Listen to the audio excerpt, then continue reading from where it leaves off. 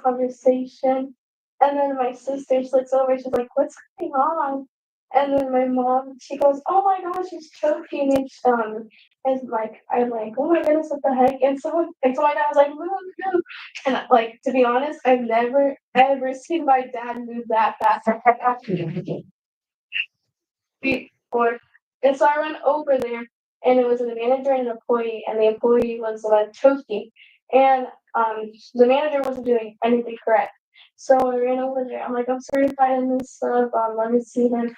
And so I grabbed him, and I started doing the high legs, so 5 high legs and then 5 back lifts, and I repeated that for maybe like 5 reps of each. And so he like puked everything out, and he was turning purple and pale and stuff until like he got all the food out of his throat and he was like done choking.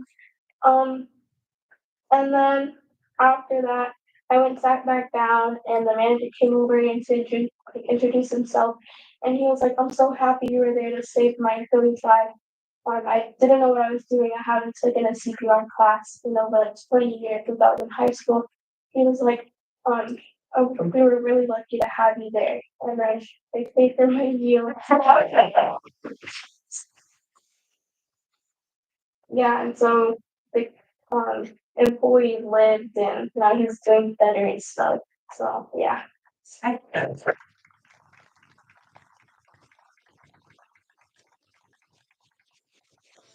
wanted to just share that with you. We keep having these moments of more things that we do to educate our students and our staff and our community, and it just we started off with a tragedy, and now we've had staff save a life, a student save a life, and I just think it's amazing thing to create a culture of people who care about others. So thank you for allowing us to share this story. Thank you. Yeah.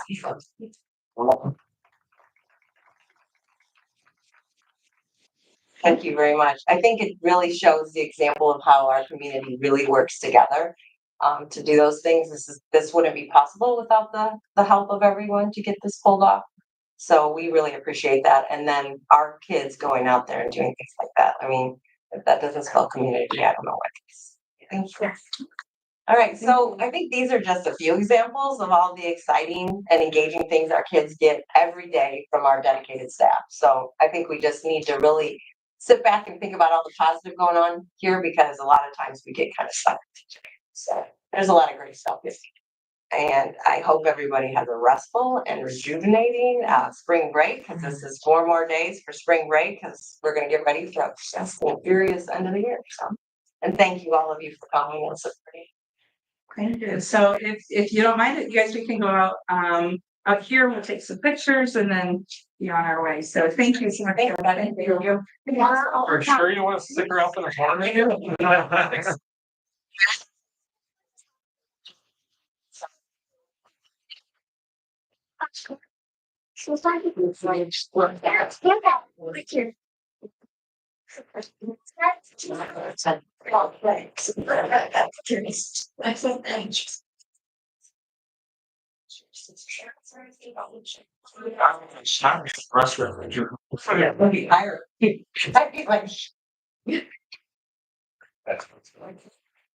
All right, so thank you, Seth, for your report.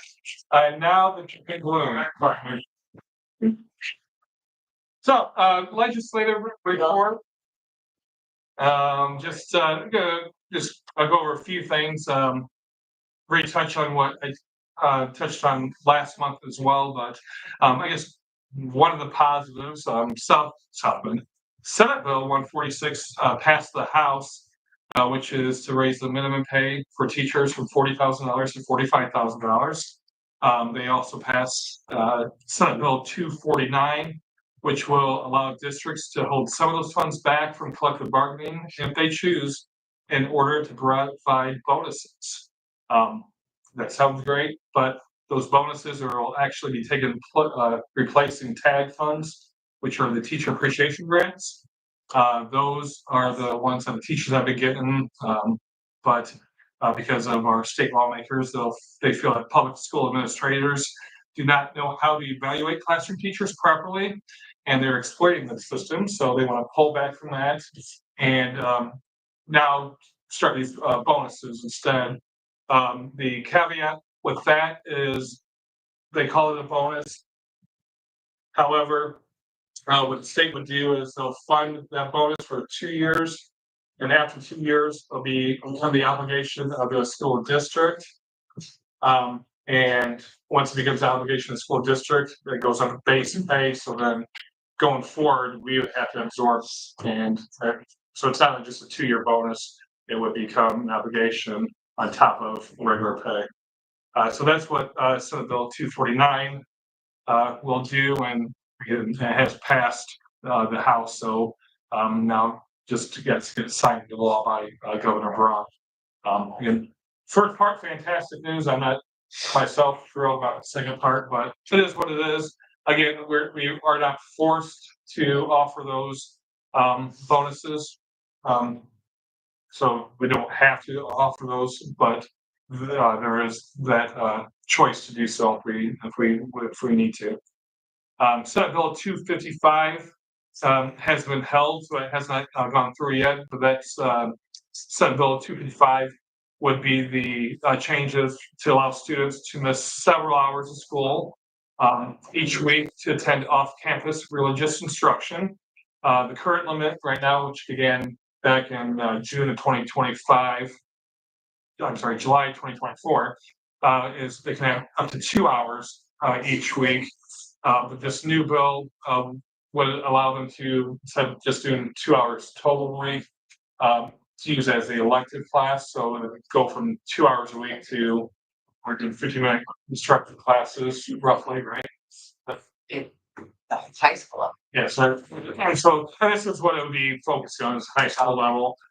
So instead of just 2 hours, it would be just under 4 hours a week. So almost doubling it.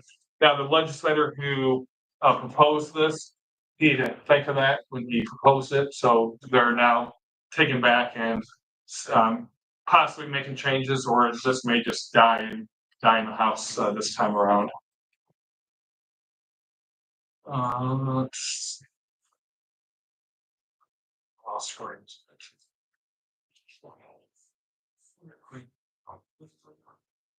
Let's see, the Senate Education voted through bills on math education, the A through F grades. So yes, A through F grades will be making a comeback, but on the positive side, it won't just be all about test scores.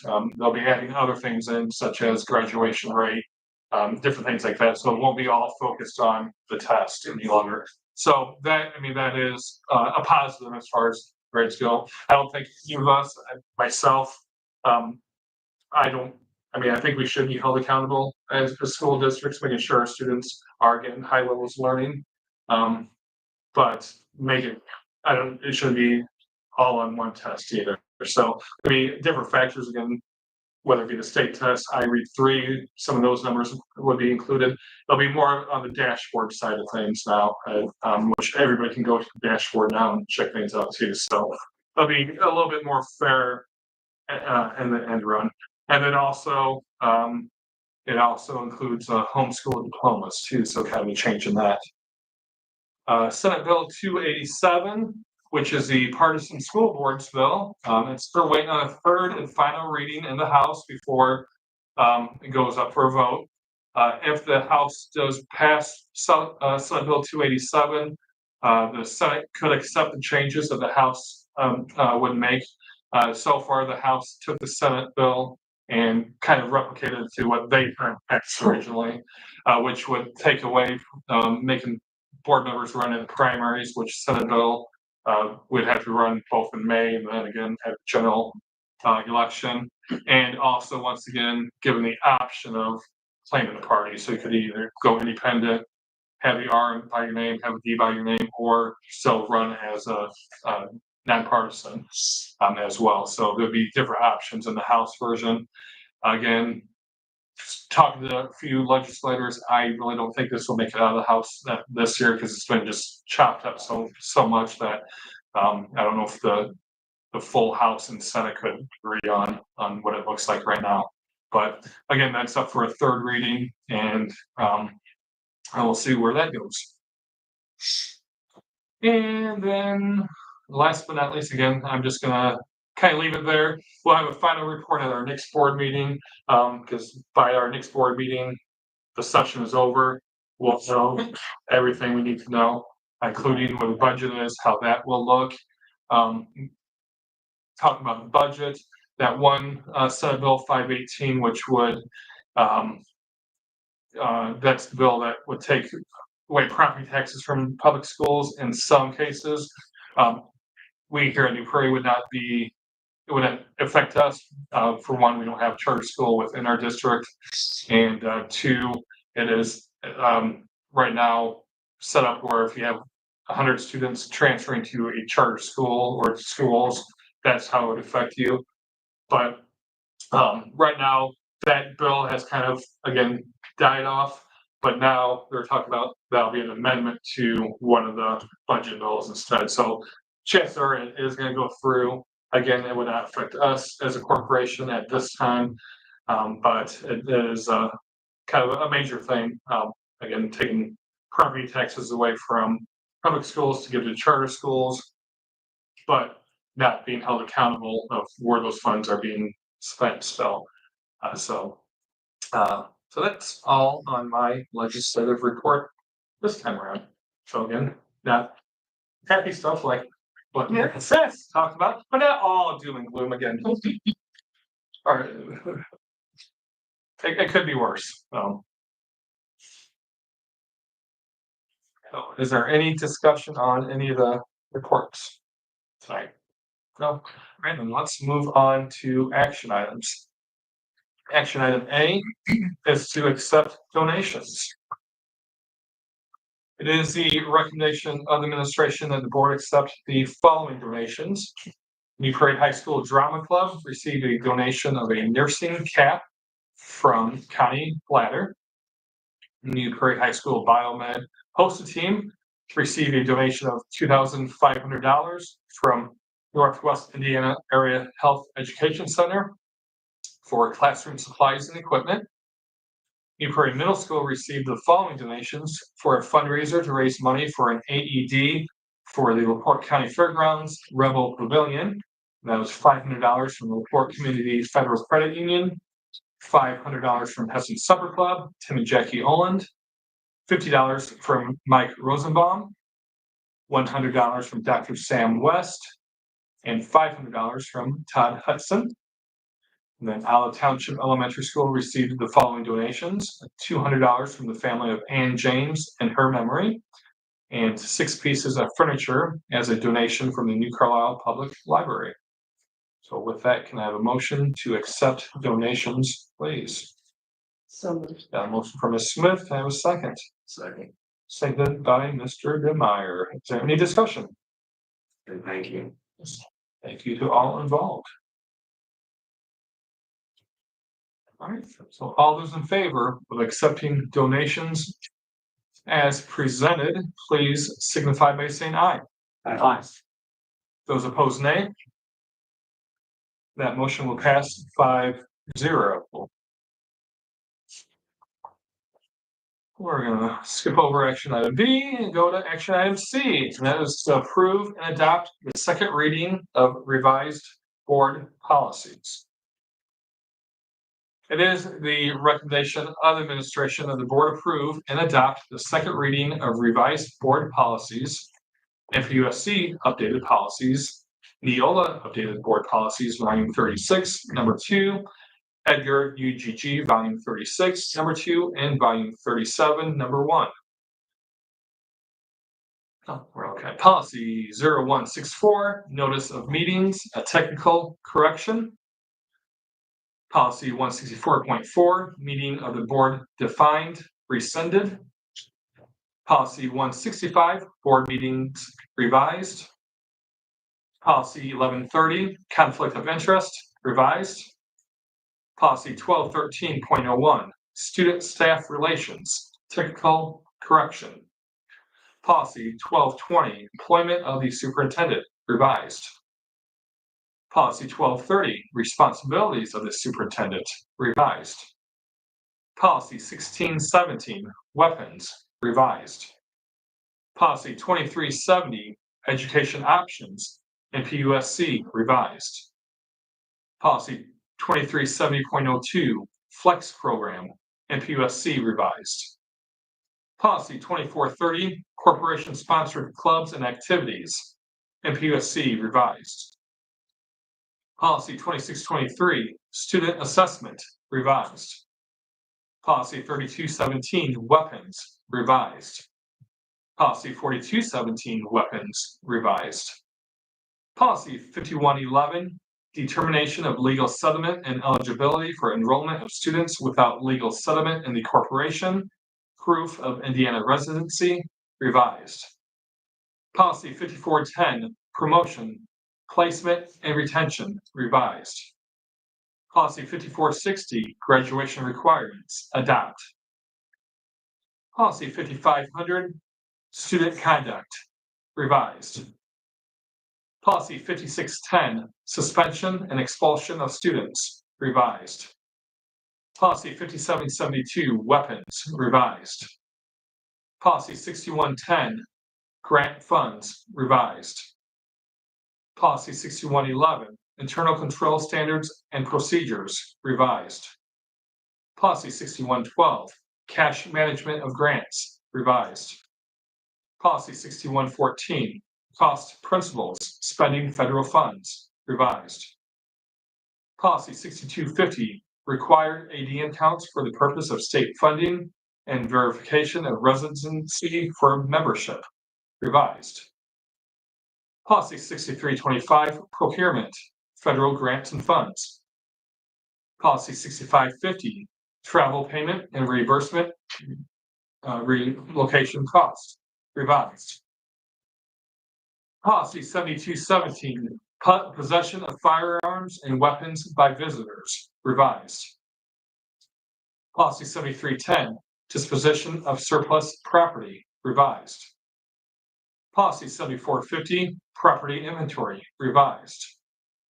Policy 754003, student network and internet acceptable use and safety, revised.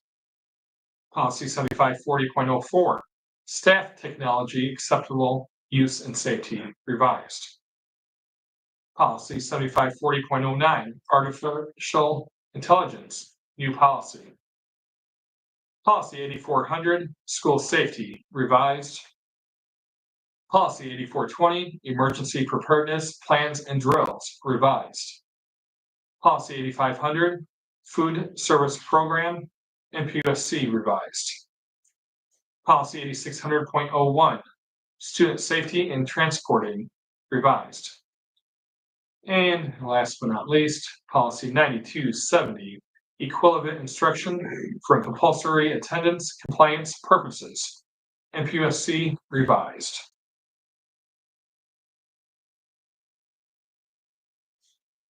With that, can I have a motion to approve and adopt the second reading of the revised board policies that I just stated?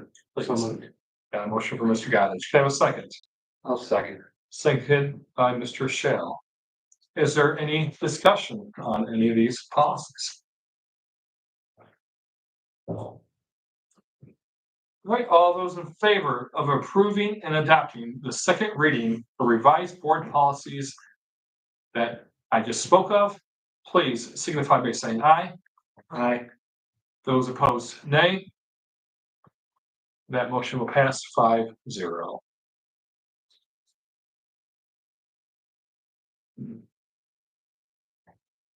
Action item D is to accept conflict of interest disclosure statements.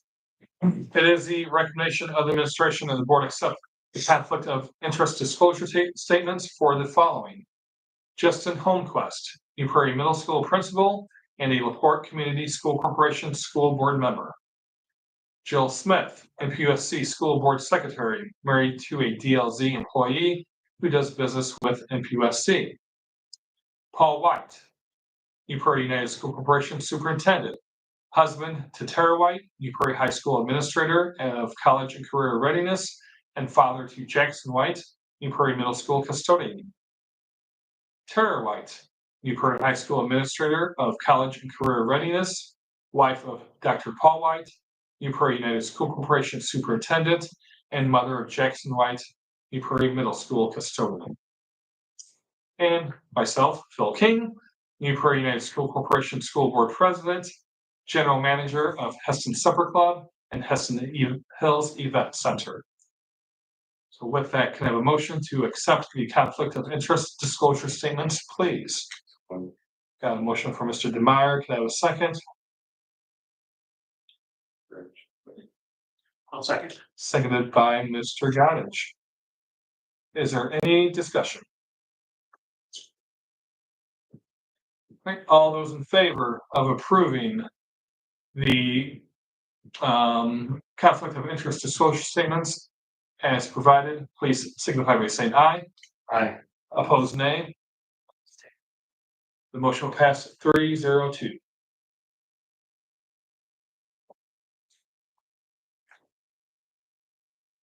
Action item E is to approve the school bus replacement for 2025.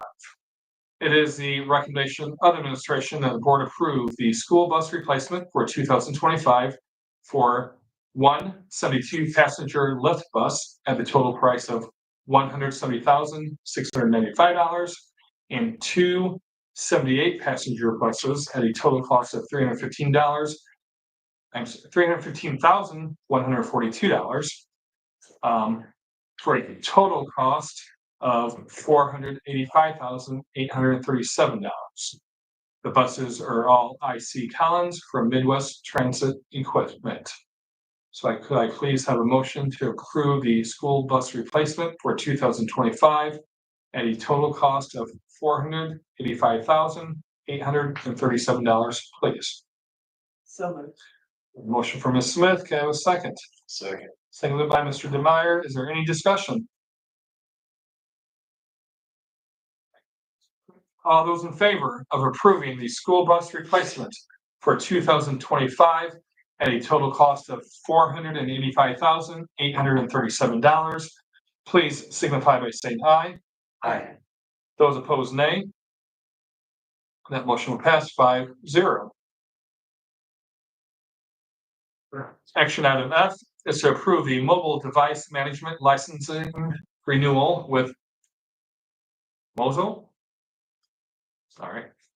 That is the recommendation of the administration that the board approve the mobile device management licensing renewal with Mosul at a cost of $27,682. Mosul enables New Prairie United School Corporation technology team to efficiently manage iPads and other mobile devices across New Prairie United School Corporation, providing necessary oversight for app distribution, security enforcement, and remote troubleshooting. So could I please have a motion to approve the mobile device management licensing renewal with Mosul at a cost of $27,682, please? So moved. Have a motion for Mr. DeMeyer. Could I have a second? I'll second. Seconded by Ms. Smith. Is there any discussion? All those in favor of approving the mobile device management licensing renewal with Mosul at a cost of $27,682, please signify by saying aye. Aye. Those opposed, nay. The motion will pass 5-0. Action item G is to approve roof repairs to multiple school building roofs. It is the recommendation of the administration that the board approve roof repairs to Prairie View Elementary School, Olive Township Elementary School, Rolling Prairie Elementary School, and New Prairie High School. Repair at the four buildings has been quoted at $23,045 by Larson Danielson. Could I please have a motion to approve roof repairs to multiple school building roofs at an approximate cost of $23,045, please? So, got a motion from Mr. Goddage. Could I have a second? I'll second. Seconded by Mr. Shale. Is there any discussion? All those in favor of approving roof repairs to the multiple school building roofs at an approximate cost of $23,045, please signify by saying aye. Aye. Those opposed, nay. That motion will pass 5-0. Action item H is to approve the upgraded sound systems for the baseball athletic fields. It is the recommendation of the administration that the board approve upgrades to the sound systems for the Prairie High School baseball and softball fields. A quote for $19,895 for both fields has been received by Michiana Tech and Sound. Could I please have a motion to approve the upgraded sound systems for both the New Prairie High School baseball and softball fields at an approximate cost of $19,895, please? So moved. A motion for Mr. Shale. Can I have a second? I'll second. Seconded by Mr. Goddage. Is there any discussion? All those in favor of approving the upgraded sound systems for the New Prairie High School baseball and softball fields at an approximate cost of $19,895, please signify by saying aye. Aye. Those opposed, nay. The motion passes 5-0. And our final action item of the evening, action item I, is to approve the updated school board meeting schedule for 2025.